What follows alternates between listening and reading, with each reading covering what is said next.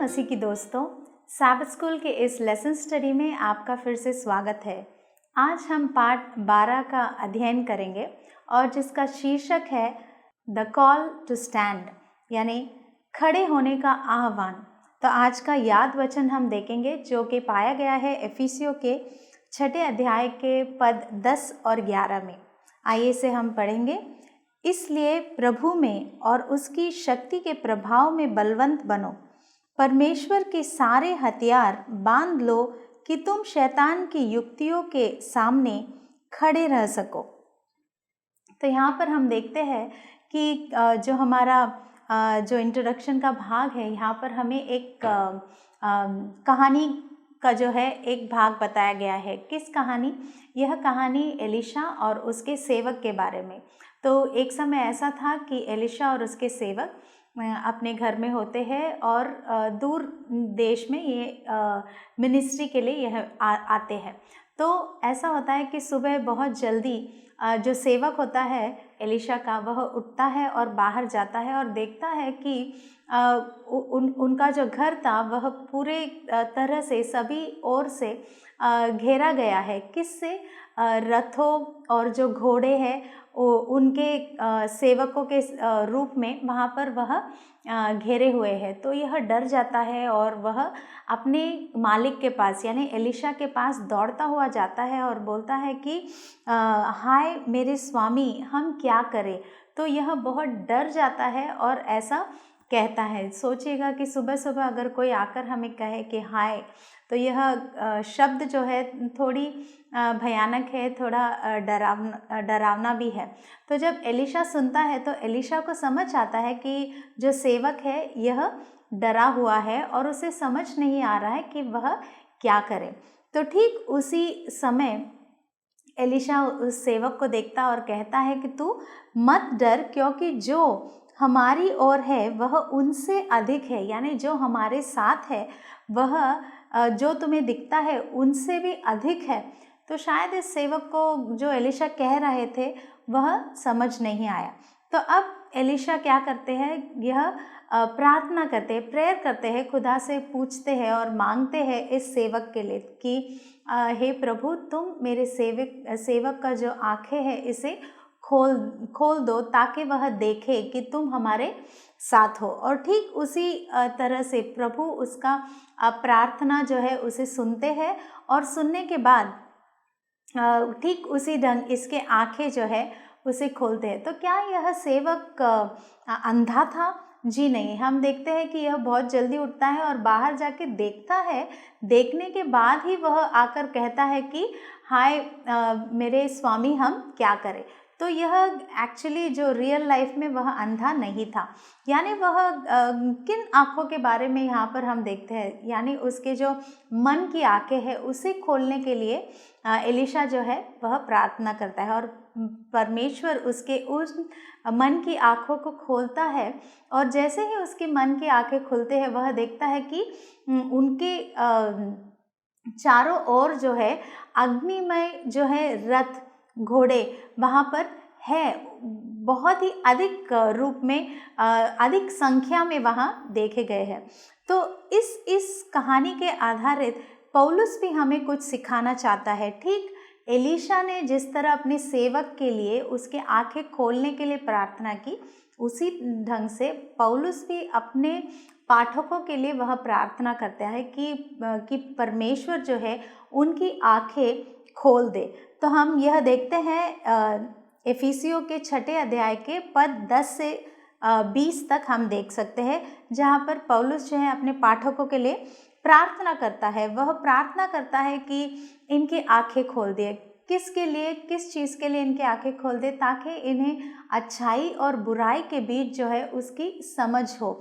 और वह प्रार्थना करता है कि जो विश्वव्यापी जो अच्छाई और बुराई के बीच में जो युद्ध हो रहा है उस युद्ध को वह समझे और इस युद्ध में परमेश्वर हमारे साथ कैसे है और किस तरह हमारी मदद करते हैं, इन सभी चीज़ों को समझने की मदद के लिए उनकी आँखें यानी उनके मन की आँखों को खोलने के लिए पौलुस भी यहाँ पर अपने पाठकों के लिए प्रार्थना करता है। और हम देखते हैं कि वह पूछता है परमेश्वर से, ताकि जब यह पाठक इस बाइबल सच्चाई को समझे तो उन्हें समझ आएगा कि किस तरह से परमेश्वर उनके पाठकों को बचाने के जो भी कार्य है वह किस ढंग से करते हैं, और इन्हें अच्छी समझ आए और इनके अंदर उनके जीवन में एक आशा जो है वह जागेगी। तो इसलिए पौलुस ऐसा एक प्रार्थना करता है।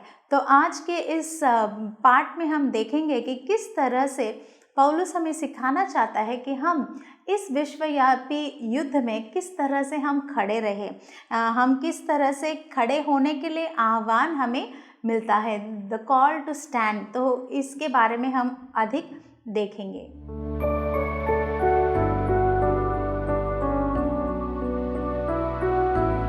रविवार के इस भाग में हम देखेंगे कि पौलुस किस तरह सेना के रूप में हमसे या हमें क्या करना चाहिए यह बताता है। तो रविवार के इस भाग को हम देखेंगे, अध्ययन करेंगे, जिसका शीर्षक है युद्ध भाषण, बैटल स्पीच।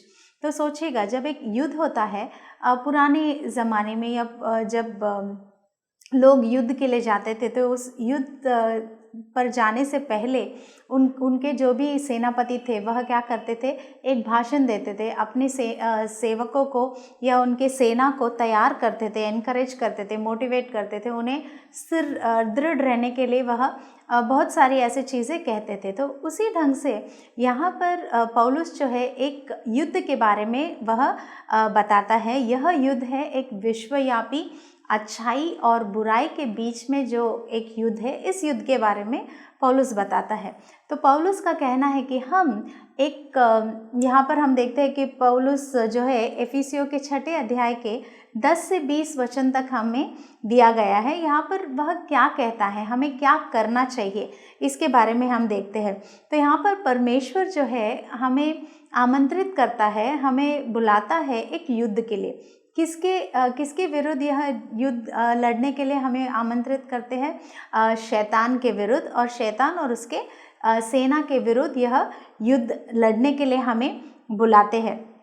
और सेना के रूप में हमें क्या करना चाहिए, यह पौलुस हमें सिखाता है। तो यह हम देख सकते हैं एफिसियों के 6 अध्याय के 10वें वचन में। तो उसे हम देखेंगे, जो कहता है कि एफिशियंस 6:10, अंत में यहोवा तुझे सामर्थी बनाए, उसकी बड़ी सामर्थ्य ताकत पर निर्भर रहो। तो यहाँ पर पौलुस जो कहता है एक युद्ध है, इस युद्ध में हमें सेना की तरह लड़ना है। हमारा जो एनिमी है, किसके विरुद्ध हमें लड़ना है, वह शैतान और उसके सेना। तो जब हम इस युद्ध को लड़ने जाते हैं, हमें याद रखना चाहिए कि हमें हमारे ताकत पर नहीं, बल्कि यहोवा या परमेश्वर के सामर्थ्य, उसके ताकत पर हमें निर्भर होना चाहिए। तो यह जो है पौलुस हमें सिखाता है, और इस भाग में वह आरंभ करता है, उसके युद्ध भाषण को वह आरंभ करता है। और हम आगे देखते हैं कि इस युद्ध भाषण में और भी यह जो इंस्ट्रक्शंस है वह देता है। तो एक बहुत ही स्पेशल और बहुत ही स्पेसिफिक इंस्ट्रक्शन पौलुस जो है देता है, जिसे हम पढ़ेंगे एफिसियों के 6 अध्याय के 11वें पद में, यानी एफिशियंस 6:11। तब पौलुस कलीसिया के सदस्यों को आज्ञा देता है कि वे परमेश्वर के पूरे युद्ध का पहिरावा पहन ले। तो यानी एक जो आर्मर ऑफ गॉड है उसे हमें पहनना चाहिए, क्योंकि एक युद्ध को जाने के लिए हम ऐसे ही एक साधारण कपड़ों में नहीं जा सकते। तो उस पहरावे को, उस अस्त्र को हमें पहनना चाहिए। तो आगे हम पढ़ेंगे एफिशियंस 6:12 में कि इसमें वह क्या कहना चाहता है, किन चीज़ों को वह कहता है।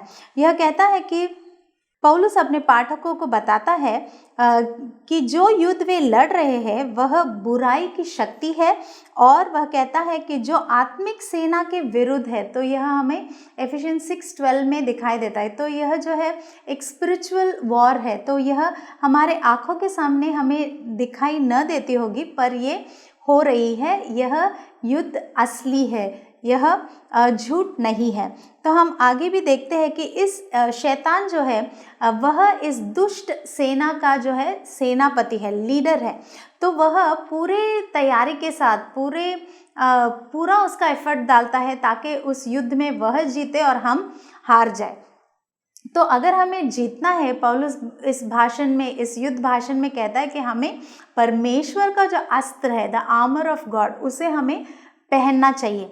और इस तभी हम इस आर्मर के साथ, इस अस्त्र के साथ, इस पहरावे के साथ हमें खड़े होने की ताकत मिल सकती है। हमें दृढ़ होकर हमें लड़ने की एक जो है हमें एक आशा भी मिलती है। तो यहाँ पर इन अस्त्रों में क्या क्या कुछ है, यह हम देखते हैं एफिशिएंस के 6:14 से 17 हमें दिखता है, जहाँ पर कहा गया है कि परमेश्वर के युद्ध अस्त्र में कई भाग शामिल है, जैसे पेटी, छाती का टुकड़ा, जूते, ढाल, टोप और तलवार। तो यह सभी चीज़ें जो है हम हमारी सुरक्षा के लिए दी गई है, और अगर हम इसे नहीं पहनते तो हमारी सुरक्षा जो है हमें नहीं मिलेगी। और आगे हम देखते हैं कि पुराने ज़माने में जो इस्राएली लोग थे, जब कभी युद्ध के लिए जाते थे, वह क्या करते थे, वह एक बहुत ही इम्पॉर्टेंट, बहुत ही महत्वपूर्ण कार्य जो है वह करते थे। अस्त्र तो वह पहन लेते थे, मगर उससे भी ज़्यादा जो बहुत ही महत्वपूर्ण था वह एक करते थे, वह है प्रार्थना। तो इस्राएल के लोग परमेश्वर को देखकर वह प्रार्थना करते थे ताकि जो जीत है परमेश्वर उन्हें दे। तो यहाँ पर हम उसी ढंग से देखते हैं कि हर एक वाहकों ने अपने शत्रु से लड़ने के लिए जाने से पहले इस्राएल की सेना के जो परमेश्वर है उससे प्रार्थना की ताकि वह उन्हें चलाए। तो जो हर एक भविष्यद्वक्ता, जो भी प्रॉफिट्स थे, उनका यह कहना था कि तुम्हें अपने अस्त्र शस्त्र पर या तुम्हारे ताकत पर, तुम्हारे सेना की संख्या पर तुम्हें गर्व नहीं होना चाहिए, या तुम्हें उस पर निर्भर नहीं होना चाहिए, बल्कि तुम्हें इस्राएल के सेना के परमेश्वर पर तुम्हारे ताकत के लिए निर्भर होना चाहिए, क्योंकि वही एक खुदा है जो तुम्हें जो सफलता दे सकता है। और आगे हम देखते हैं कि 4 चीज़ों को पौलुस जो है यहाँ पर हमें सिखाता है। पहली बात, वह कहता है कि परमेश्वर ने कलीसिया को एक कार्य दिया है, एक काम दिया है, और उस काम को हमें करना चाहिए। दूसरी बात, वह कहता है कि शैतान जो है वह हमारा दुश्मन है, और हमारे काम को खराब करने में वह पूरे ढंग से उसका एफर्ट डालते ही रहता है, और वह हमेशा सतर्क रहता है उसे करने में। तीसरी बात, वह कहता है कि परमेश्वर हमें शैतान से और शैतान के हर एक चालाक उसके जो भी कनिंग ट्रिक्स है उससे हमें जीतने के लिए हर एक मदद वह परमेश्वर हमें करते हैं। और चौथी बात जो वह कहते हैं कि हमें इस लड़ाई को अकेले नहीं लड़ना चाहिए, बल्कि सभी को कलीसिया के रूप में एक साथ मिलकर हमें इस युद्ध को लड़ना चाहिए।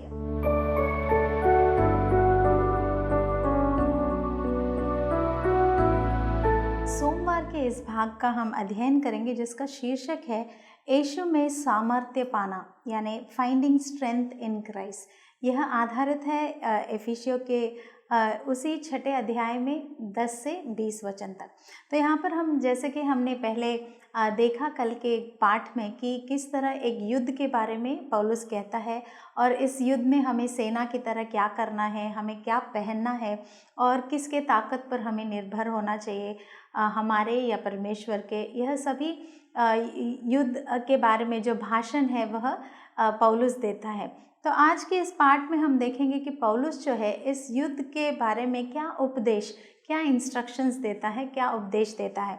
तो और हमें यह जानने में क्यों बहुत महत्वपूर्ण है कि हम जाने कि यह विश्वव्यापी जो युद्ध है इसके बारे में हमें ज्ञान होना चाहिए, यानी द ग्रेट कंट्रोवर्सी, इसके बारे में हमें सेना के रूप में क्यों पता होना चाहिए। तो पौलुस इसे बहुत ही अच्छे ढंग से हमें सिखाता है एफिसियों के 6 अध्याय के पहले वचन में, एफिशियंस 6:1। तो एफिशियंस 6:1 में हम देखते हैं कि पौलुस कहता है कि इसलिए प्रभु में और उसकी शक्ति के प्रभाव में बलवंत बनो। तो क्या कहता है? इसलिए प्रभु में और उसकी शक्ति के प्रभाव में बलवंत हो। तो वह हमें बलवंत होने पर यह उपदेश देता है। और किस ढंग से या किस में हमें बलवंत होना है? प्रभु के, उसके शक्ति के प्रभाव में हमें बलवंत होना चाहिए। यहाँ पर पौलुस हमारे स्वयं के जो शक्ति या स्वयं का जो ताकत है इस पर निर्भर होने के लिए उपदेश नहीं देता, बल्कि प्रभु की ताकत, प्रभु के शक्ति के प्रभाव में हमें बलवंत होना चाहिए, ऐसे कहता है। और आगे पौलुस यह भी कहता है कि हमें यह ताकत कहाँ से मिलती है? यह हमें, हमारी जो ताकत है वह परमेश्वर से मिलती है, उनके सामर्थ्य से मिलती है। हमें यहोवा से यह स्ट्रेंथ जो है, यह जो ताकत है हमें मिलती है। हमें हमारा जो ताकत है सदस्यों से या हमारे साथ जो लोग हैं उनसे हमें यह ताकत नहीं मिलती, बल्कि परमेश्वर और उनके ताकत से ही हमें यह पूरी ताकत हमें हासिल होती है। और यह कहता है कि जो चर्च, जो खलीसिया का जो स्ट्रेंथ है, खलीसिया का जो ताकत है, वह कहाँ से मिलता है? जो मरे हुए में से जो जी उठा, जो जीवित हुए क्रिस्त, जो यीशु क्रिस्त है, जो मसीहा है, उनसे हमें यह ताकत जो है वह मिलता है। तो इफिसियों के 6 अध्याय के 10वें वचन में जैसे हमने देखा कि हमें यह सच्चाई समझने की बहुत बहुत ज़रूरत है कि हमें किन सदस्यों से हमें ताकत नहीं, बल्कि परमेश्वर से ताकत मिलती है और प्रभु से ही मिलती है। और एक सच्चाई को यहाँ पर पौलुस जो है हमें क्लियर करता है, हमें सिखाना चाहता है। वह कहता है कि परमेश्वर अपने अनुयायियों के साथ अपना सामर्थ जो है उसे साझा करता है, तो उसे शेयर करते हैं। तो यहाँ पर यह जो सामर्थ्य है या यह जो स्ट्रेंथ है, हमें बस अभी प्रेजेंट, आज के लिए नहीं, बल्कि हमारे भविष्य में भी यह ताकत हमें प्रभु देते हैं, इसका साझा करते हैं। तो इस ताकत को एक इंसान कब प्राप्त कर सकता है अपने जीवन में? एक इंसान हमारे अपने जीवन में तभी यह ताकत प्राप्त कर सकता है जब हमारा संबंध प्रभु यीशु के साथ बहुत ही स्ट्रांग बने। हमारा एक स्ट्रांग रिलेशनशिप जो है हमारे मसीह के साथ होना चाहिए, तभी हमें इस ताकत का अनुभव हम ले सकते हैं। यह ताकत हमें कौन देता है? परमेश्वर देते हैं। और हमारे जो पाठ में हमें बताया गया है कि जो हमारे त्रिएक परमेश्वर है, जो ट्राइयून गॉड है, डिवाइन गॉड है, वह तीनों मिलकर हमें यह ताकत देते हैं और हमें और भी मजबूत वह बनाते हैं। तो वह क्यों हमें मजबूत बनाते हैं? ताकि हम इस जो दुष्ट युद्ध, यह जो युद्ध हमारे खिलाफ जो है, इस युद्ध में हमें तैयार होने के लिए यह त्रिएक परमेश्वर जो है हमें ताकत देते हैं। तो परमेश्वर अपना हथियार जो है वह हमें देते हैं। जैसे हमने कल के पाठ में पढ़ा कि उनके हथियारों को हमें लेकर इस युद्ध को लड़ना चाहिए। और हम देखते हैं कि इस युद्ध में वह हमें क्या देते हैं? अपना अस्त्र भी देते हैं, जो हमें जो आर्मर है वह देते हैं। यह अस्त्र को देते हैं, हथियारों को देते हैं। और हाँ, होली स्पिरिट जो है, जो हमारे पवित्र आत्मा है, यह हमें तलवार देता है। तो यह तलवार क्या है? यह तलवार बस परमेश्वर का जो वचन है, जो बाइबल है, यही वह तलवार है जो हमें लड़ने में मदद करती है। तो हम देखते हैं कि इन सभी चीज़ों को, इस अस्त्र को पहनकर, हथियारों को लेकर, इस पवित्र शास्त्र के इस तलवार को लेकर जब हम युद्ध में खड़े होते हैं, तो ज़रूर हमें इन दुष्ट चीज़ों से या बुराई से लड़ने में ताकत प्रभु हमें देते हैं। और यीशु में हमें यह पूरी सामर्थ्य जो है वह हम पूरे ढंग से प्राप्त करते हैं।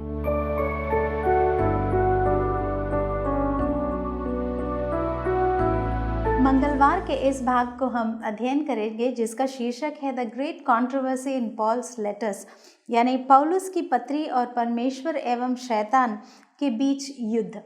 तो यहाँ पर हम देखते हैं कि जैसे हमने कल के पाठ में देखा कि जो विश्वव्यापी युद्ध, इसके बारे में पौलुस कहता है, अस्त्र शस्त्र के बारे में कहता है, तो दो शब्दों को बार बार वह दोहराता है, उपयोग करता है, जैसे कि युद्ध और लड़ाई।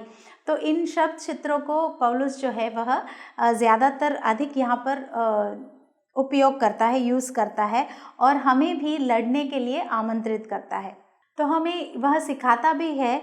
कुलुसियों के 2 अध्याय के 15वें जो पद में वह कहता है कि परमेश्वर जो है, यीशु मसीह जो है, क्रूस पर जब उन्होंने अपनी जान दी, तभी उन्होंने वह दुष्ट स्वर्गदूतों के विरुद्ध जो है लड़ाई जो है उसे जीत ली। तो 6 बातों को यहाँ पर पौलुस जो है हमसे कहता है। जो पहली बात है, पौलुस कहता है कि परमेश्वर जो है परमेश्वर अपनी शक्ति से मसीहियों को क्या करता है, मजबूत बनाता है। दूसरी बात वह कहता है कि यीशु ने शैतान और उसकी दुष्ट स्वर्गदूतों के विरुद्ध लड़ाई जीत ली है। और तीसरी बात वह कहता है कि अतीत में हम मरे हुए थे, लेकिन प्रभु यीशु जिस तरह जी उठे, आज हम उनमें जीवित है, ऐसे कहता है। और जो चौथी बात यहाँ पर हमें कहता है कि परमेश्वर हमें शैतान और उसके स्वर्गदूतों को दिखाने का काम देता है। क्या दिखाने का काम? कि परमेश्वर बुद्धिमान है, वह सर्वशक्तिशाली है।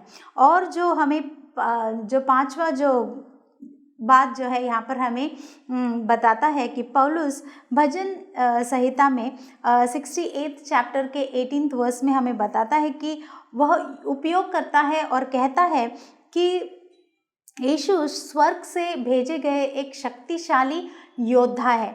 और जो छठी बात वह कहता है कि पौलुस मसीहियों को आदेश देता है कि वे यीशु के सुसमाचार को कपड़े की नई पहने या नाई पहने, यानी यहाँ पर वह कहता है कि हमें इस युद्ध अस्त्र को पहनना चाहिए और इस युद्ध को हमें लड़ना चाहिए। और इन सभी बातों को बार बार अपने पत्री में जो है वह दोहराता है।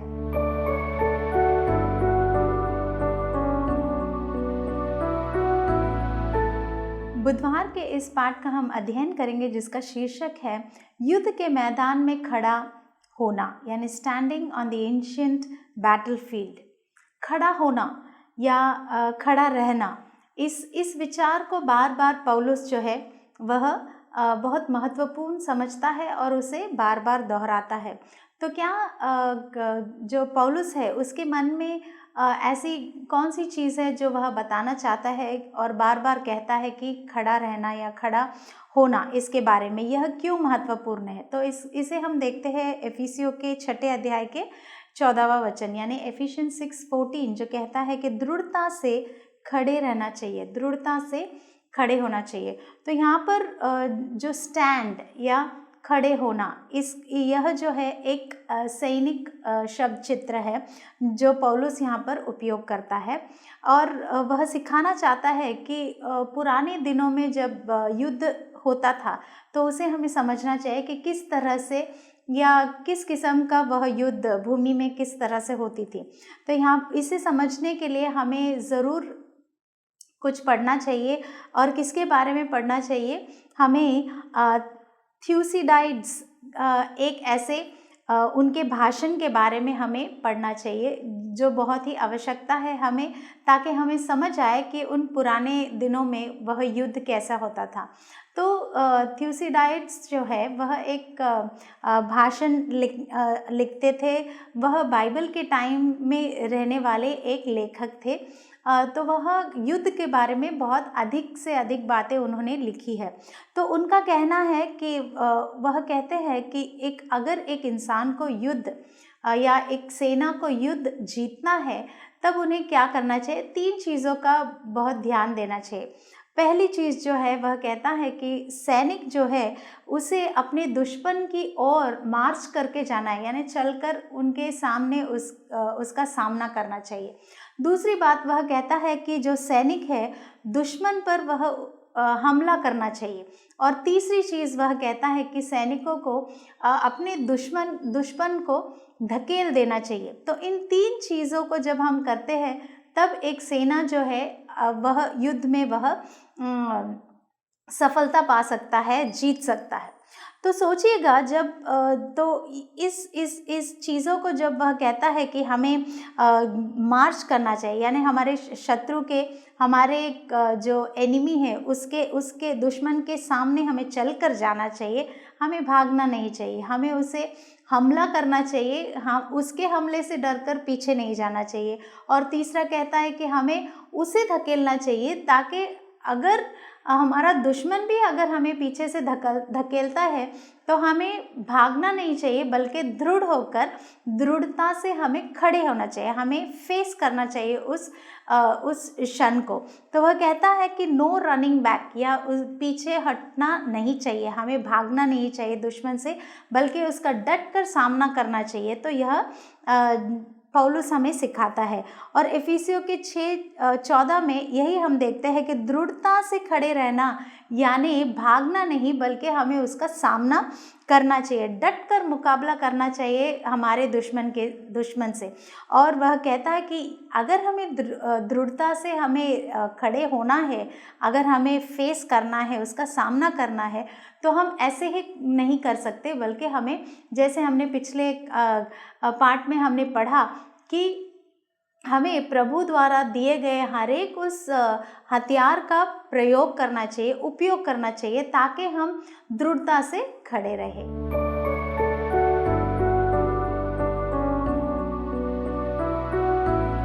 बृहस्पतिवार का यह पाठ हम अध्ययन करेंगे, जिसका शीर्षक हमें दिया गया है कि बुराई के विरुद्ध लड़ना, यानी रेसलिंग अगेंस्ट इविल पावर्स। तो यहाँ पर पौलुस जो है एक शब्द चित्र का उपयोग करता है, जो कि है कुश्ती या मल्लयुद्ध। तो हम जानते हैं कि कुश्ती एक ऐसा खेल है जहाँ पर दो लड़ाकों या दो पहलवानों के बीच लड़ाई होती है, और उस लड़ाई के बीच एक पहलवान दूसरे पहलवान को अगर हराना चाहता है तो उसे पटकना चाहिए या उसे मजबूर करना चाहिए ताकि वह नीचे गिरे। और जो भी जीतना चाहता है उसे अपने स्थिर को, उसके पोजीशन को बहुत ही दृढ़ता से उसे खड़ा होना चाहिए। तो हम देखते हैं कि इस पौलुस ने इस शब्द चित्र का यहाँ पर उपयोग क्यों किया है। अगर हम देखेंगे तो हम जानते हैं कि पुराने ज़माने में जब कोई एक सेना का उपयोग होता था या एक सेना को क्रिएट किया जाता था, तो उन्हें अगर उस जंग में जीतना है, उस युद्ध में जीतना है, तो और उसमें भाग लेना है, तो उन्हें पहले मल्लयुद्ध करना पड़ता था या कुश्ती लड़नी पड़ती थी, या हम कहते हैं आर्म रेसलिंग, इस तरह का जो खेल होता था उसे करना चाहिए था, ताकि लोगों को समझे कि यह इंसान फिट है, ताकि वह युद्ध में जा सकता है, यह बलवान है, यह ताकतवर है। तो लोगों को इसे 1-on-1 करना पड़ता था। तो ठीक उसी ढंग से यहाँ पर पौलुस कहता है इस कुश्ती के खेल की तरह ही जो मजबूर करता है आगे वाले इंसान को नीचे गिरने या पटकने में, तो फिर उसी ढंग से इस कुश्ती की तरह ही हमारा जो विश्वव्यापी जो युद्ध है वह भी है, जो कि बुराई यानी शैतान और उसके दूत और हमारे बीच है।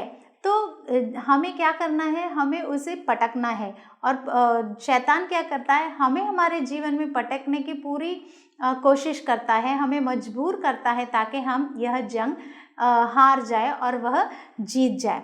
तो यह कुश्ती का उपयोग जो है एक शब्द चित्र की तरह पौलुस ने यहाँ पर उपयोग किया है। और हम देखते हैं कि एफिसियों के पहले अध्याय के 21 वर्स में हम देखते हैं कि सभी दुष्ट शक्तियों से सामर्थ्य है या उसके ऊपर है, शक्तिशाली है और अधिक सामर्थ्य है। तो क्या इसका मतलब यह है कि यीशु हमारे साथ है, सामर्थ्य यीशु हमारे साथ है, तो हमें इस युद्ध में कुछ भी करने की ज़रूरत नहीं? जी नहीं, ऐसा बिल्कुल भी नहीं। पौलुस जो है हमें चेतावनी देता है, वह चेतावनी देता है कि हम केवल मानव शत्रुओं के खिलाफ नहीं लड़ रहे, बल्कि हम जो दुष्ट स्वर्गदूतों से हम लड़ते हैं, और हम इस आध्यात्मिक एक वॉर है जो हमारे बीच ये चल रही है। तो वह कहता है कि इसलिए हमें हर समय संघर्ष रहना चाहिए, यानी हमें अलर्ट रहना चाहिए और हमें तैयार रहना चाहिए और हमारे विश्वास में हमें बहुत ही मजबूत होना चाहिए, ताकि हमें किसी चीज़ की डर जो है हमारे जीवन में नहीं होना चाहिए। हमें डरने की कोई ज़रूरत नहीं है, क्योंकि परमेश्वर इस लड़ाई में हमारे साथ है और परमेश्वर हमारे साथ है और हमें उनके हथियार जो है, पूरे हथियार वह देते हैं, फुल आर्मर ऑफ गॉड। तो बाइबल कहता है बस आर्मर ऑफ गॉड नहीं, फुल आर्मर ऑफ गॉड ऐसे कहता है, यानी पूरा जो अस्त्र शस्त्र है, सारे हथियारों को परमेश्वर हमें देते हैं। और तो और हम बाइबल में पढ़ते हैं कि परमेश्वर जो है हमें बाइबल की सच्चाई देते हैं, अपना जो है पवित्र जीवन हमें देते हैं, शांति देते हैं, विश्वास देते हैं, दया देते हैं और हमें बचाने की अपनी प्रतिज्ञा हमें देते हैं और अपना पवित्र आत्मा भी हमें देते हैं। तो जब हम इन सभी चीज़ों को, परमेश्वर इस युद्ध में हमारे आगे जाता है, तो वह हमारे युद्ध को लड़ने के लिए हमसे आगे रुकते हैं और वह उनके द्वारा दिए गए हमें परमेश्वर जो क्या करते हैं, परमेश्वर हमें अपने युद्ध अस्त्र से हमें पूरा ढक देते हैं, हमें कवर करते हैं, प्रोटेक्ट करते हैं और हमें असफल होने की कोई डर हमारे जीवन में होनी ही नहीं चाहिए, क्योंकि परमेश्वर हमारे साथ है और हमें सफलता ज़रूर वह देंगे। शुक्रवार का जो अतिरिक्त विचार है उस पर हम ध्यान देंगे। परमेश्वर के लिए हमारे कार्य में यदि हम सफल होना चाहते हैं तो हमें मजबूत होना चाहिए। यीशु के वफादार सैनिकों के तौर पर हमें उन जगहों पर खुशखबरी सुनानी चाहिए जो शैतान के नियंत्रण में है। हमारी लड़ाई लोगों से नहीं है, यह इस दुनिया में नेताओं और शक्तियों और अंधेरे की आत्माओं यानी बुराई के खिलाफ है। यह शैतान की दुनिया, शैतान और उसके स्वर्ग दूतों के खिलाफ है जो स्वर्ग में काम करता है। एफिसियों 6:12। क्या होगा अगर हम लड़ना बंद कर दें? क्या होगा अगर हम आराम करने का फैसला करते हैं? क्या होगा अगर हम शैतान को अपना कैदी बना लें? क्या हम लड़ाई और उसके साथ आने वाली सारी तकलीफ़ों से आज़ाद हो जाएंगे? हाँ, हम ऐसा कर सकते हैं, लेकिन इस फैसले से हमें जो शांति मिलेगी उसकी बहुत बड़ी कीमत चुकानी पड़ेगी। हम यीशु और स्वर्ग को खो देंगे। हम उस शांति को स्वीकार नहीं कर सकते जो यीशु को खोने से आती है। हमारे लिए पृथ्वी के इतिहास के अंत तक लड़ना बेहतर है, बजाय इसके कि हम उस शांति को प्राप्त करें जो परमेश्वर को छोड़ने और पाप को चुनने से आती है। सोचिएगा, विचार कीजिएगा। प्रभु आपको आशीष दे।